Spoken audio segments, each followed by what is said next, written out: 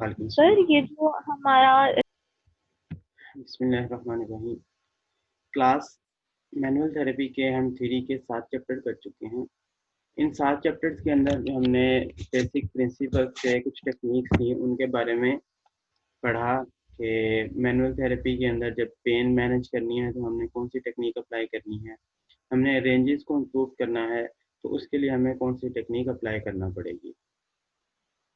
इसके अलावा हमने बेसिक प्रिंसिपल्स पढ़े, कुछ और जो रेलिवेंट चीज़ें थी कि हमारे पास कौन सी कंडीशन होगी, कौन कौन सी स्पाइन के अंदर कंडीशंस डेवलप हो सकती हैं, और हमने डिफरेंट पैथोलॉजीज, डिफरेंट सिंड्रोम्स के बारे में डिस्कस कर चुके हैं।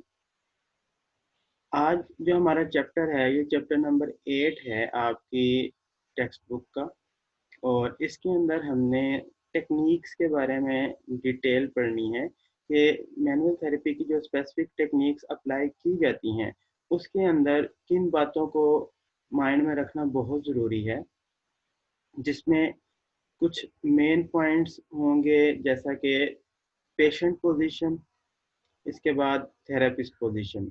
ये 2 पॉइंट्स ऐसे हैं जो कि हमने लाजमी फोकस करना होंगे। पेशेंट पोजीशन, पेशेंट स्टैंडिंग में है तो उसकी आइडियल पोजीशन क्या होनी चाहिए, पेशेंट सिटिंग में है तो, या पेशेंट लाइंग में है तो उस वक्त उसकी पोजीशन किस तरह की होनी चाहिए। हमने जॉइंट्स की डिफरेंट पोजीशंस पढ़ी हैं जिसमें रेस्टिंग पोजीशन हमने नाम दिया, एक्चुअल रेस्टिंग पोजीशन नाम दिया, और डिफरेंट पोजीशंस, तो उनकी उन जॉइंट्स की पोजीशनिंग किस तरह से करनी होगी ये आज हम यहाँ पे देखेंगे। थेरापिस्ट पोजीशन की बात जब की जाएगी तो वहाँ पे हमने थेरापिस्ट पोजीशन के अंदर ये बात देखना होगी कि पोजीशन के साथ साथ हमारी हैंड प्लेसमेंट किस तरह से है। मैनुअल थेरेपी हमने सारी की सारी अपने दोनों हाथों से परफॉर्म करनी है, तो हमारे हाथों की पोजीशन क्या होनी चाहिए। उसके बाद हमने अपने हाथों को लेबल करेंगे इस चैप्टर में, stable hand and mobilization hand. कि हम एक हाथ के साथ किसी भी जॉइंट जिसको मोबिलाइज करना है उसको फिक्स कर लेंगे, स्टेबल कर लेंगे, और दूसरे हाथ के साथ हम वहाँ पे मोबिलाइजेशन अप्लाई करेंगे। हमारा जो स्टेबल हैंड है उसकी ग्रिप कितनी होनी चाहिए, इसके अलावा जो हमारा मोबिलाइजेशन हैंड है उसकी ग्रिप कितनी होनी चाहिए। तो ये ग्रिप हमारे हाथों में हमें किस तरह से पता चलेगी, हम आज इस चैप्टर के अंदर यही बातें देखेंगे। इस चैप्टर में एक बहुत इंटरेस्टिंग बात लिखी है। मैनुअल थेरेपी की जो थ्योरी है वो स्टूडेंट लेवल पे या जो नोवाइस प्रैक्टिशनर हैं वो जब पढ़ लेते हैं तो ये पढ़ना बहुत आसान है, लेकिन इस इन स्किल्स के अंदर एक्सपर्ट होने में सालों लग जाते हैं। यहाँ पे उन्होंने एक एग्जांपल दी है कि जैसे एक म्यूजिशियन है वो म्यूजिक की बेसिक्स अंडरस्टैंड कर लेता है, किसी भी इंस्ट्रूमेंट को प्ले किस तरह से करना है, लेकिन उस इंस्ट्रूमेंट प्लेइंग में उसे एक्सपर्ट होने के लिए कई साल रिक्वायर होते हैं। तो ये प्रैक्टिस प्रैक्टिस एंड प्रैक्टिस हमें बात पता चलती है। एक और बात यहाँ पे लिखी कि स्टूडेंट जब अपने क्लास फेलोज के ऊपर इन टेक्निक्स को अप्लाई करते हैं तो वो समटाइम्स ओवर स्ट्रेच अप्लाई कर देते हैं। तो नो डाउट हमें लर्निंग पर्पस के लिए किसी मॉडल के ऊपर इन टेक्निक्स को सीखना पड़ता है, लेकिन जब हम बार बार प्रैक्टिस करते हैं तो हमें ये बात पता चलनी चाहिए कि हमने अगर हाथ यहाँ पे रखा है तो इस हाथ के नीचे सबसे पहले मैं अपनी स्किन फील कर रहा हूँ, अगर मैं और लाइट फील करता हूँ तो मुझे अपनी स्किन के ऊपर हेयर अपेंजेस फील हो रहे हैं। अब मैं थोड़ा सा डीप प्रेशर अप्लाई किया तो मैं अपनी स्किन को फील कर सकता हूँ। उसके बाद उसे और प्रेशर फील करने से मैं यहाँ पे फेशिया फील कर रहा हूँ, और जैसे जैसे मैं डीप स्ट्रक्चर्स पे जा रहा हूँ मुझे इसके नीचे यहाँ पे कुछ टेंडन्स फील हो रहे हैं, उसके साथ में यहाँ पे कुछ बोनी एंड्स हैं, बोन्स फील हो रही हैं। ये जस्ट एक एग्जांपल दी मैंने आपको यहाँ पे रिस्ट जॉइंट के ऊपर। सिमिलरली जब हम स्पाइन पे, क्योंकि चैप्टर हमारा स्पाइन का है, तो स्पाइन के ऊपर जब हम इन टेक्निक्स को अप्लाई करते हैं तो हमने हाथ जिस जगह पे रखा हो हमारी फिंगर्स के जो सेंसर्स हैं उनको एक्टिवेट हो जाना चाहिए। हमें स्पाइन के ऊपर मूवमेंट फील होनी चाहिए, और वो मूवमेंट हमें अपनी फिंगर से फील करनी है। आपकी क्लास में शायद मैंने एक दफ़ा पहले भी ये थोड़ी सी एक्टिविटी करवाई थी। मैं अगेन अगर नहीं करवाई तो आप मेरे साथ करिएगा। आप सब लोग अपने स्टर्नोक्लेविकुलर जॉइंट के ऊपर अपनी एक फिंगर प्लेस कर लें, और मेरे साथ अगर कर लोगे तो आप लोगों का फ़ायदा होगा। अगर आप लोगों ने अपनी इंडेक्स फिंगर, राइट लेफ्ट जो भी आपने हैंड यूज़ करना है, वो आप अपने स्टर्नोक्लेविकुलर जॉइंट के ऊपर प्लेस करो, और उसके बाद आपने अपने जो आर्म है इसको एबडक्ट करना है। आर्म एबडक्शन करिए, और स्टर्नोक्लेविकुलर जॉइंट के ऊपर मूवमेंट आपने फील करनी है।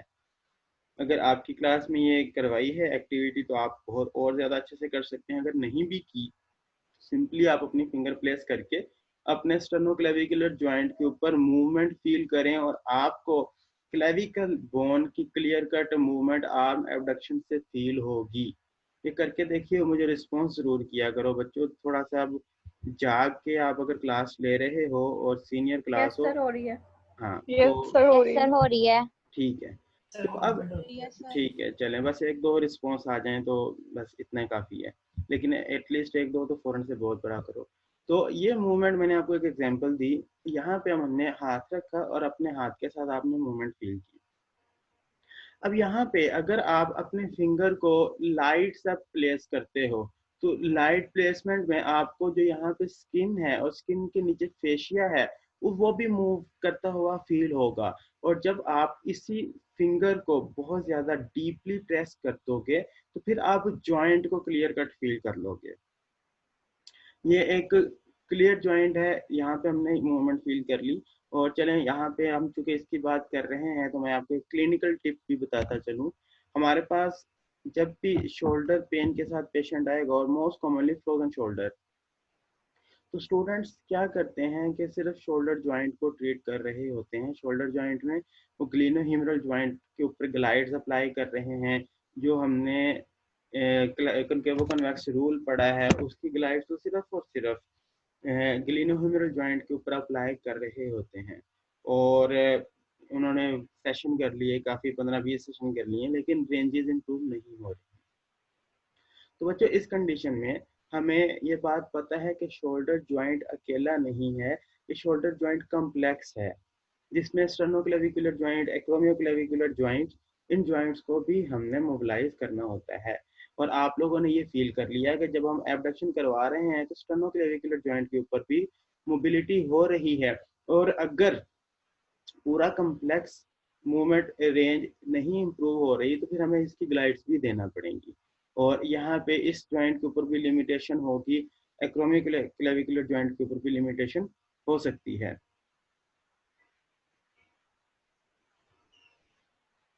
हाँ, ये एलिशा ने क्वेश्चन किया है कि जिस स्ट्रक्चर को हम डील कर रहे हैं उसके अकॉर्डिंग हमें फोर्स अप्लाई करना पड़ेगी। बिल्कुल ऐसा ही है।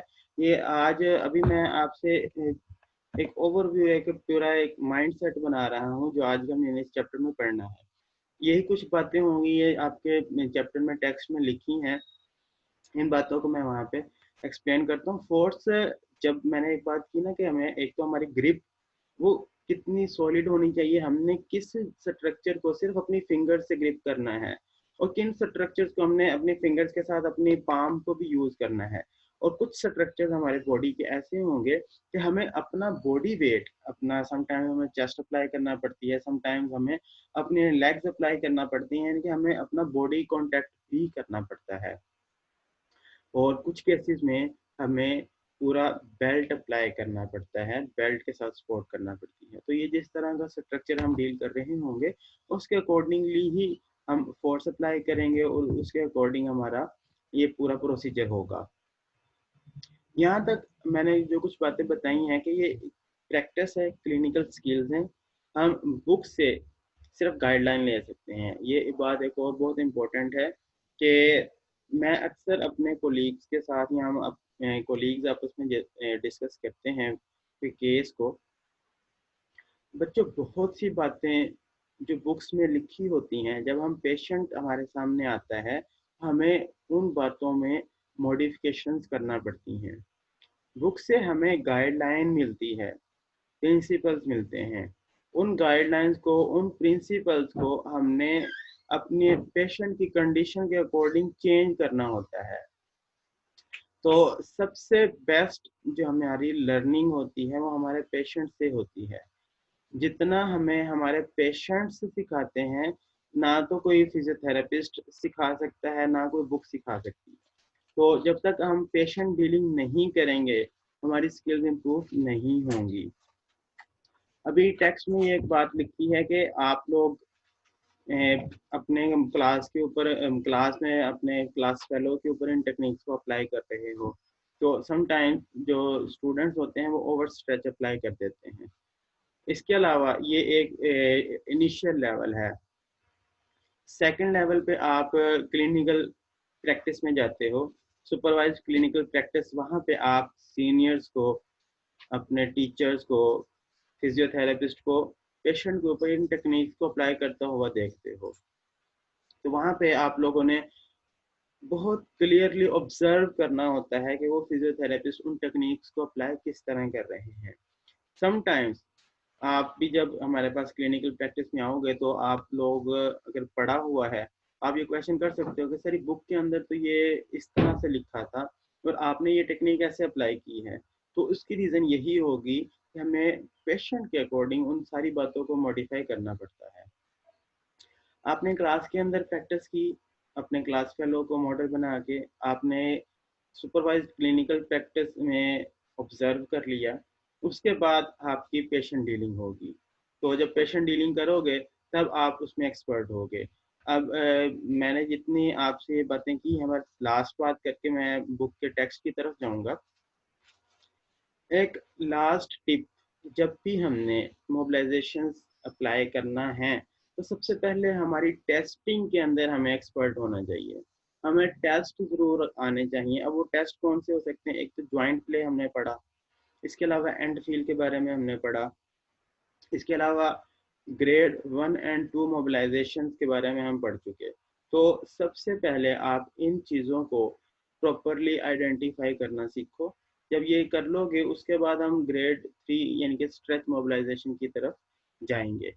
यहाँ तक एक जनरल समरी थी आज के पूरे चैप्टर की, जो कि आज के इस चैप्टर में हमने पढ़ना है। मैं अगेन एक बात कर दूं कि जब अगर क्लास एंड हो जाए और उसके बाद अगर मीटिंग ज्वाइन ना हो सके तो समझ लीजिएगा कि बैटरी एंड हो गई है। तो मैं अब आपसे बुक शेयर करता हूँ।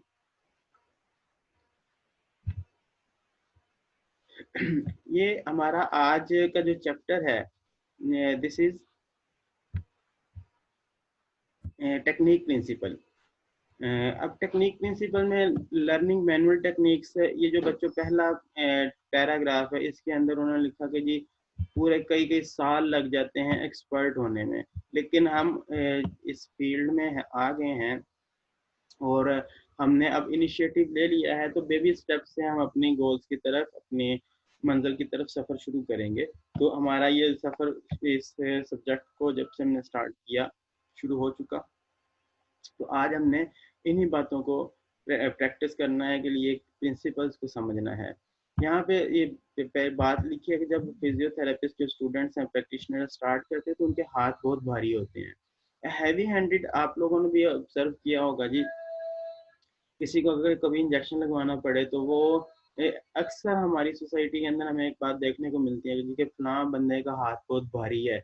वो भारी का मतलब क्या होता है? वो बहुत पेनफुल होता है जी। और कुछ कहते हैं कि उसका हाथ बड़ा नरम है, बड़ा हल्का है। तो उसकी रीज़न क्या है कि वो पेन फ्री, ज़्यादा पेन नहीं होती। तो जब हम पेशेंट के ऊपर ये चीज़ें प्रॉपरली अप्लाई करते हैं तो आप लोग भी इस चीज़ को क्लियरली ऑब्जर्व करोगे कि जब आपके टीचर्स पेशेंट को करेंगे पेशेंट रिलैक्स रहेगा, लेकिन अगर स्टूडेंट करेंगे तो पेशेंट पेनफुल फील करेगा, पेन फील करेगा। तो उसकी रीज़न यही है कि हमारी हैंड प्लेसमेंट प्रॉपर नहीं है। तो यहाँ पर हमने ये बात को देख सीखना है। यहाँ पे मैंने आपसे बात की थी, नोवाइस प्रैक्टिशनर को सबसे पहले मास्टर करना चाहिए ग्रेड 1 2 मूवमेंट्स में। और उसके बाद जब ये एक्सपर्ट हो जाए, उसे प्रॉपरली पता चल जाए कि ग्रेड 1 कहाँ तक है, ग्रेड 2 कहाँ पे है, तो उसके बाद वो स्ट्रेच मोबिलाइजेशन की तरफ जाएगा। हमने अब जब बात करनी है स्पेसिफिक मैनुअल मोबिलिटी टेस्टिंग की स्पाइन के ऊपर, उस वक्त हमें किन बातों को फोकस करना है? यहाँ पे हमने ये चीज देखनी है कि हमारे हाथ के नीचे कौन से स्ट्रक्चर्स हैं और उन स्ट्रक्चर्स के अंदर मूवमेंट किस तरह से हो रही है। ये मैंने हाईलाइट किया, the skill to feel and जज specific vertebral movements takes time. लेकिन हमने अल्टीमेटली इन स्किल्स को जब सीखना है तो हमें मूवमेंट्स के बारे में पता होना चाहिए कि मूवमेंट कहाँ पे हो रही है। मैंने शुरू में ही आपको एक एग्जांपल जो स्टर्नोक्लेविकुलर जॉइंट के ऊपर मूवमेंट की थी वो सिखा दी।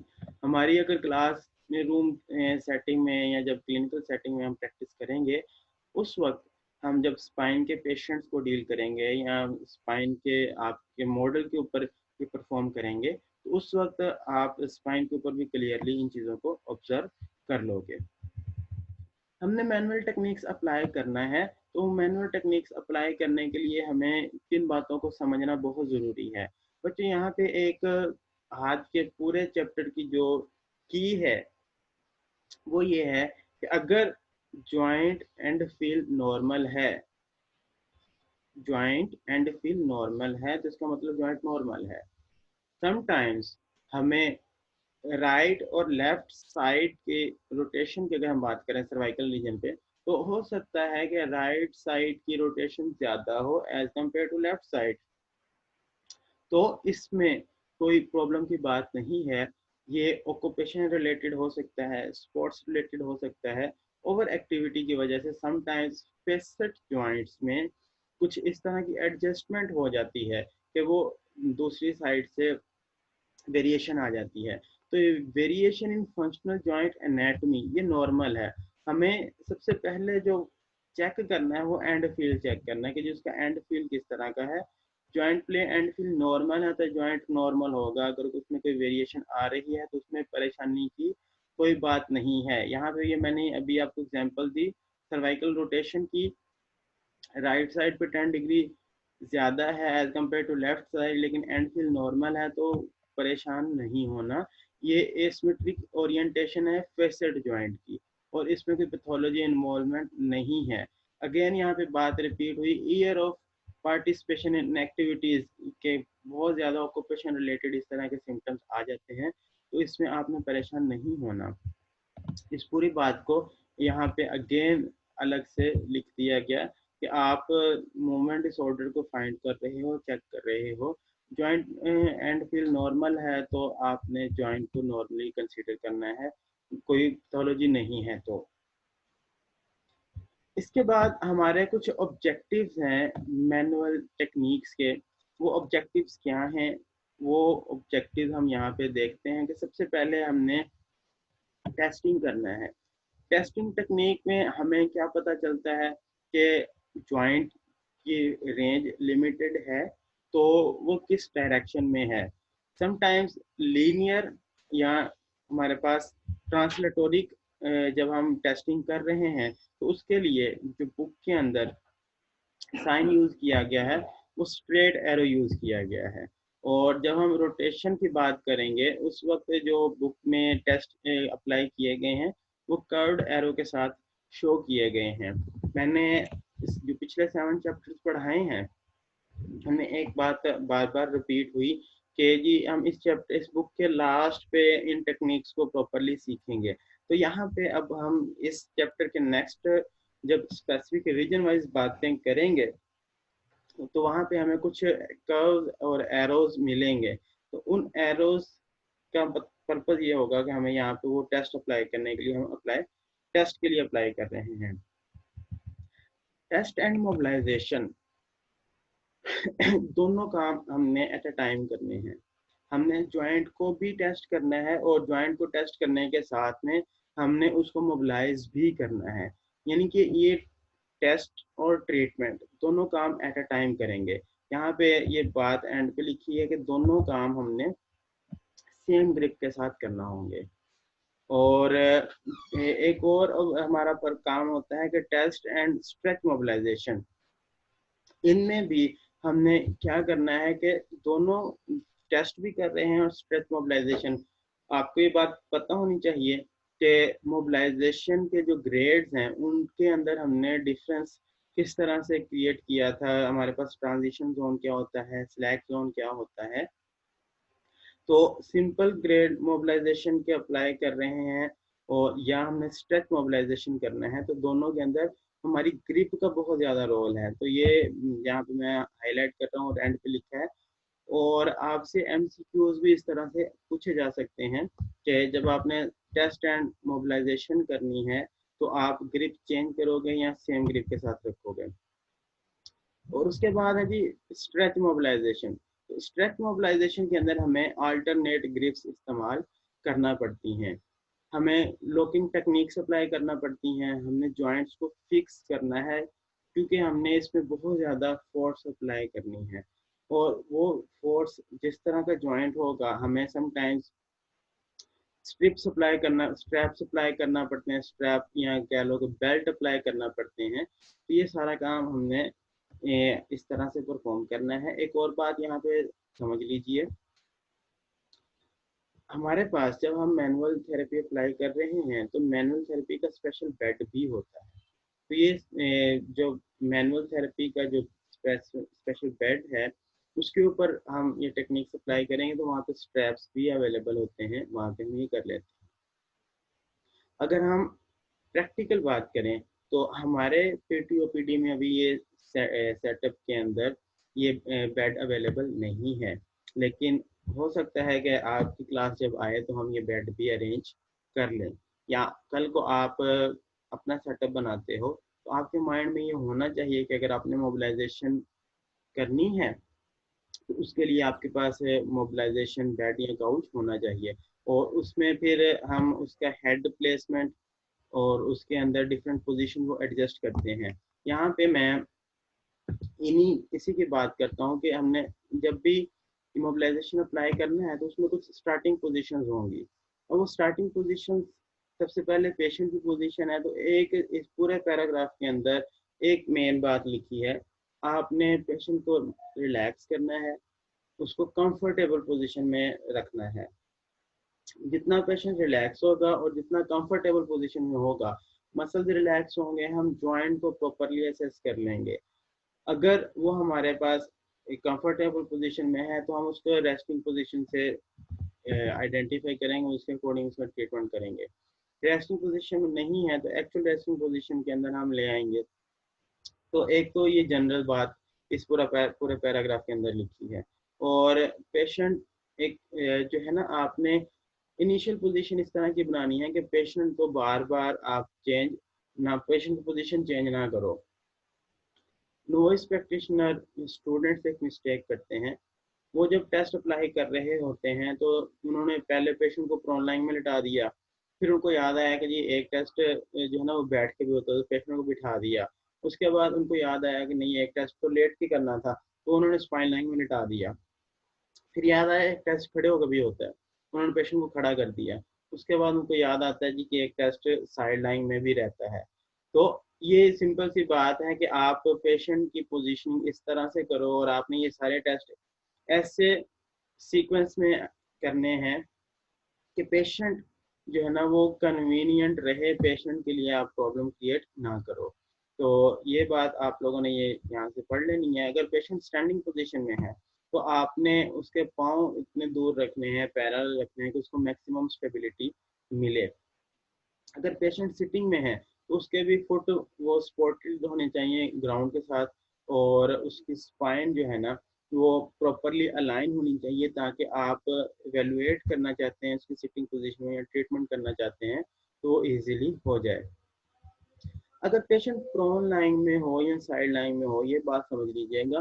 तो हमने प्रोन लाइन में पेशेंट को क्यों लेटाया, उल्टा क्यों लेटाया है, ताकि पेशेंट को हम प्रॉपरली असेस कर सकें। अगर लंबर रीजन के प्रॉब्लम के साथ पेशेंट आता है, बैक एक के साथ पेशेंट आता है, तो हम प्रोन में लेटाएंगे तो कोशिश करेंगे कि हम उसके पेट के नीचे एक पिलो रखें।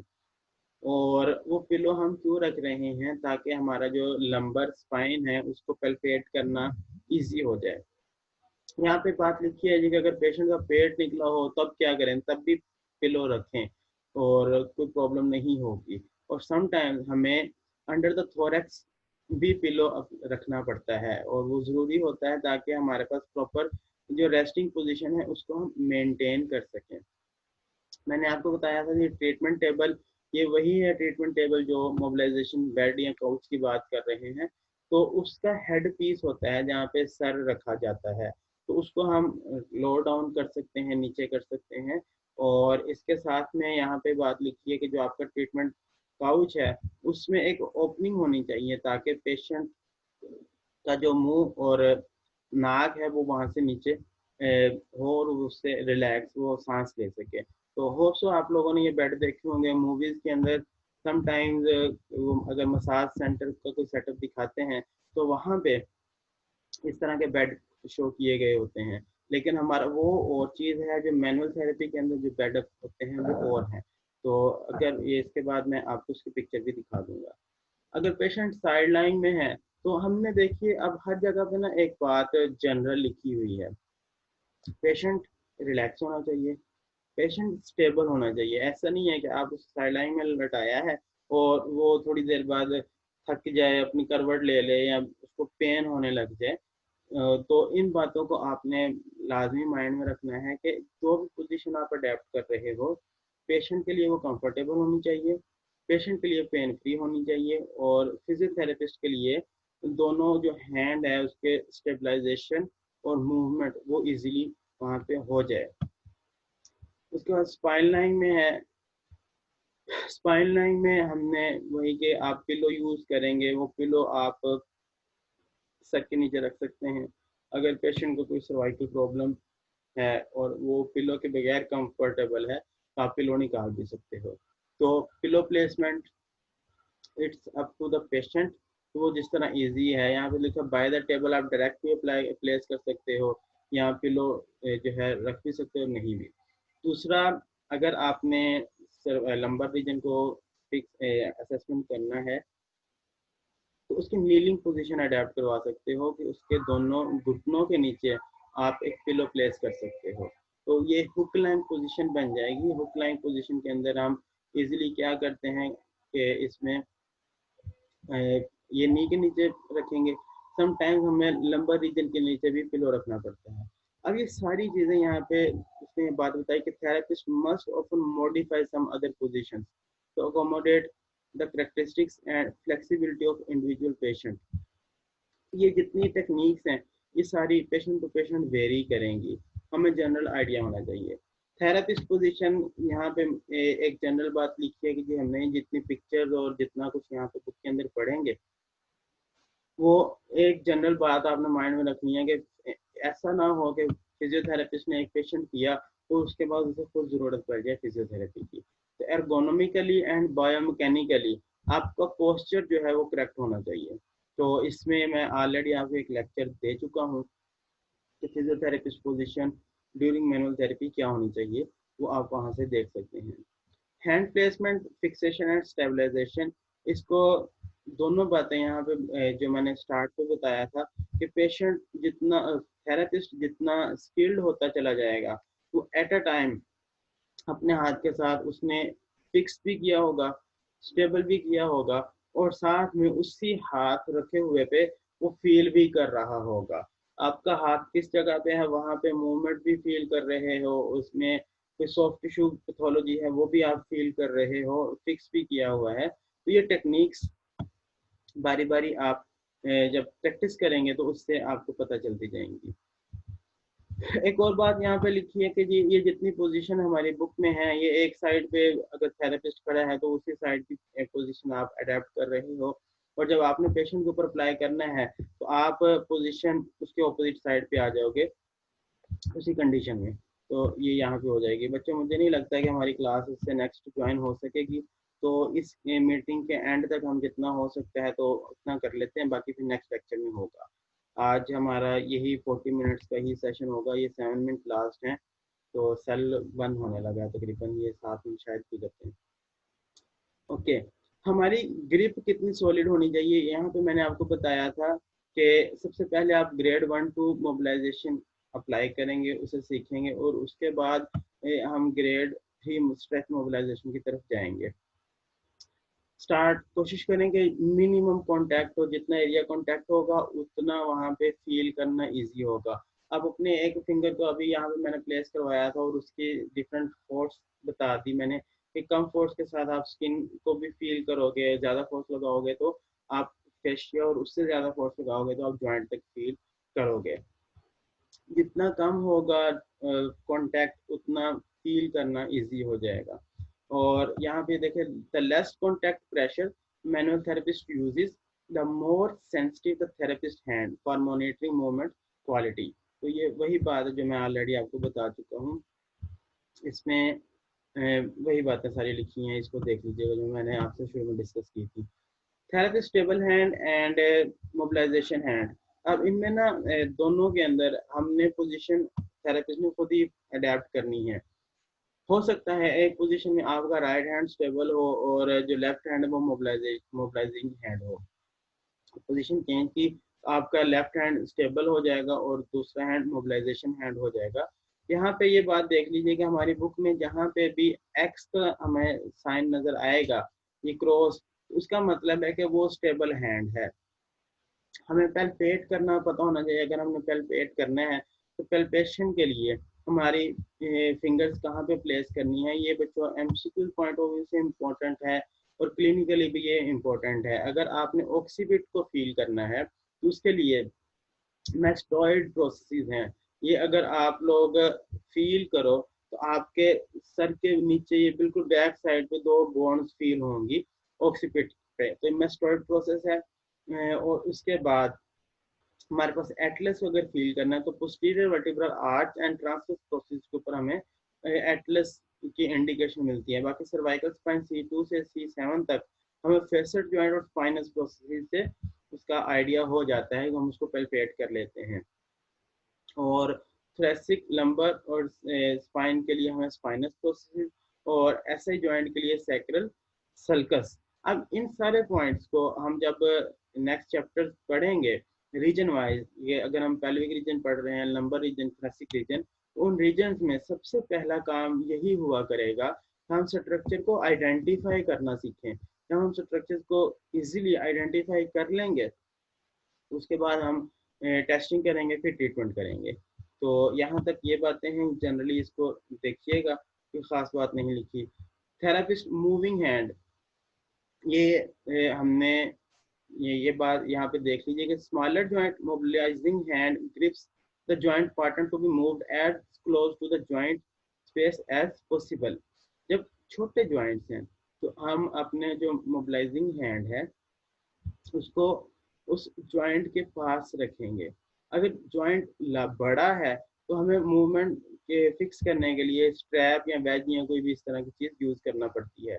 अगेन मैं यहाँ पे बता दूँ कि हमें हर जगह मॉडिफाई भी करना पड़ता है। अगर आपके पास पेशेंट एक ओबीज आ गया है और ये आप वहाँ पे प्रिंसिपल अप्लाई नहीं कर रहे तो फिर आपको कन्वीनियंट के लिए, पेशेंट की कन्वीनियंस के लिए भी, अपनी कन्वीनियंस के लिए भी ये पोजीशन को चेंज करना पड़ता है, लेकिन प्रिंसिपल आपको जरूर पता होना चाहिए। हमने प्रोसीजर ये मोबिलाइजेशन अप्लाई करना है तो उसका कुछ प्रोसीजर है। वो प्रोसीजर क्या है कि हमने जॉइंट की प्री पोजिशनिंग करना है। वो प्री पोजिशनिंग क्या है कि आप जॉइंट को कंफर्टेबल पोजीशन में रखें। वो कंफर्टेबल पोजीशन क्या होगी कि रेस्टिंग पोजीशन हो सकती है। अगर वो रेस्टिंग पोजीशन में पेन है तो हम उसको क्या कर सकते हैं कि एक्चुअल रेस्टिंग पोजीशन में अडेप्ट कर लेंगे। यहाँ पे अलग से पॉइंट लिखे हैं, अगर आपने सिर्फ सिर्फ पेन रिलीफ करना है या रिलैक्स करना है तो हम उसका ट्रीटमेंट कब स्टार्ट करेंगे, एक्चुअल रेस्टिंग पोजीशन में। और उसके बाद हम अगर कंडीशन वो टॉलरेट कर लेता है तो फिर उसको रेस्टिंग पोजीशन में ले जाएंगे। अब अगर किसी स्टूडेंट को ये बात समझ ना आ रही हो कि जी रेस्टिंग पोजीशन में एक्चुअल रेस्टिंग पोजीशन में क्या डिफरेंस है, तो इस चैप्टर के शुरू में ये यानी कि फर्स्ट सेकंड चैप्टर के अंदर पोजीशंस वाला एक क्वेश्चन है, उससे चाहिए कि वो वहां से एक दफा देख ले। फिर भी ना समझ लगे तो हम उससे पूछ सकते हैं। जब स्ट्रेच टेक्निक अप्लाई करनी है, वो 3 डायमेंशन जॉइंट है तो उसको अब ट्राई करेंगे हम अवेलेबल रेंज ऑफ मोशन, जहाँ तक वो पेन फ्री उसका रेंज है वहां तक हम अप्लाई करेंगे और उसके बाद हम उसकी कंप्लीट रेंजेस की तरफ उसको लेके जाएंगे। तो ये हमें पेशेंट जिस प्रॉब्लम के साथ रिपोर्ट करेगा उसके अकॉर्डिंगली हम इन चीज़ों को लेबल करते जाएंगे और आइडेंटिफाई करते जाएंगे। मोबिलाइजेशन टेक्निक की हम बात करते हैं कि चैप्टर हमारा हाफ से ज़्यादा हो गया, बस 2-3 पॉइंट इसके टॉपिक रह गए हैं। कोशिश करते हैं कि लास्ट मिनट में हम कितना कवर कर सकते हैं। मोबिलाइजेशन टेक्निक्स, इसमें हमने जब भी जॉइंट टेस्टिंग करना है और एंड फील करना है तो उसमें हमारे पास उसको स्लोली मूव करना है और ग्रेड 3 रेंज तक लेके जाना है।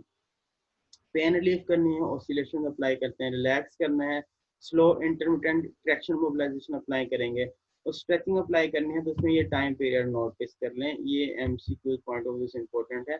एटलीस्ट आपने 30 टू 40 सेकेंड्स का स्ट्रेच अप्लाई करना है, और कितने टाइम के लिए करना है, repeat stretch in cyclic manner for 10 to 15 minutes session और अकॉर्डिंग टू पेशेंट टॉलरेंस।